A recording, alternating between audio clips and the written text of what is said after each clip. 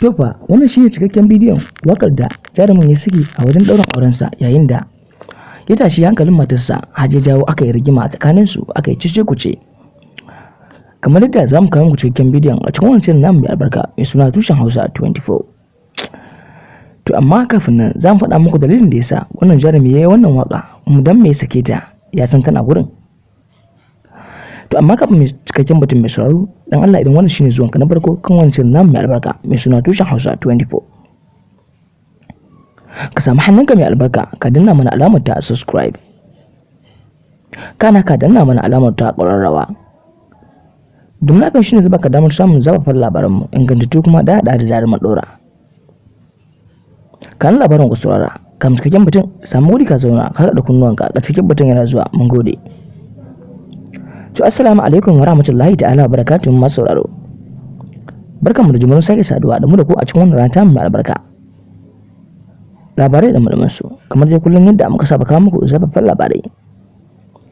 Sai ma wannan channel namu naku mai albarka mai suna Tushen Hausa 24. Ya leko zafin mutum rikicin wato a dogon tare tsohuwar matarsa a wajen daurin aurensa shi da amaryarsa akan wuta waka da ya saki a wajen daurin auren da kuma dalilin da yasa ya saki waka a wajen daurin auren kuma dan me yasa ya saki waka a wajen daurin auren ya san tana wurin.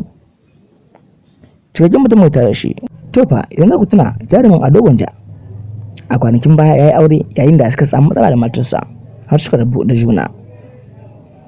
To ana nan ya yi wata waka yayin da ake ganin cewa kamar da wato ita tsohuwar matar ta sai yake. Yanzu za ku tuna a cikin wakar wani ya yi wasu maganganu daban-daban wanda zai nuna cewa kamar da tsohuwar matar ta sai yake. To amma kuma ya fito ya nuna wa duniya cewa ba da ita yake ba. Sai kuma a wannan karan a wajen ɗaurin aurensa lokacin ana cikin shagalin yin dina sai wato tsohuwar matar tasa ta bayyana a gurin. Ana cikin hakan ne ana gudanar da shagalulluwan biki kawai sai ga ainihin dijan wanda ke kiɗa a wurin sai saki wata waka wadda shi jarumin Ado Gwanja bai saki wannan wakar ba, ya ce kawai ya dan shot ɗinta ya sake ta shi kanshi wato dijan bai san inda ya je ya samu wannan wakar ba. Wannan abu dai suna ganin cewa duk shiri ne. To matar tashi ta ji rashin jin daɗin hakan gaskiya sosai saboda bayan an watsa daga wajen dinar sai ta mai voice a waya take faɗa mai cewa yanzu abin da zai mata kenan me yasa zai mata wannan waka.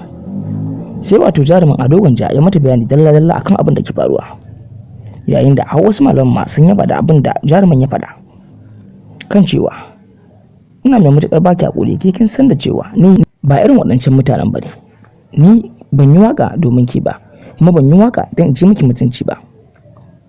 Idan zaki tuna a baya na sha kunna miki wannan wakar a cikin mota muna sauraron wannan wakar. Wallahi tallahi ba dan ke nayi ta ba. Kawai dai nayi waka ne, ni wakar ma ban sake ta ba kuma shi kanshi DJ ban sanya aka yi samu wakar ba. Ni kin san da cewa idan ni mai cin mutunci ne ni ba zan miki ba saboda akwai ƴa a tsakanin mu da ni da ke. Ina mai matuƙar baki hakuri akan wannan abin da ya faru. Ban san ta aka yi samu wakar ba. Hasali ma ni ban saki wakar ba. To amma ina mai matuƙar baki hakuri dan Allah ki hakuri. Ba zan taɓa yi miki irin wannan ba. To in sauraro ka ji abin da ya faru tsakanin wannan jarumi da shi da matarsa. A dukkan kadi an zamu kawo ƙarshen batun. Kar ku manta danna mana subscribe kana ku danna mana alamar ƙararrawa. Mun gode kallon wannan channel namu mai albarka. Mun gode masu sauraro.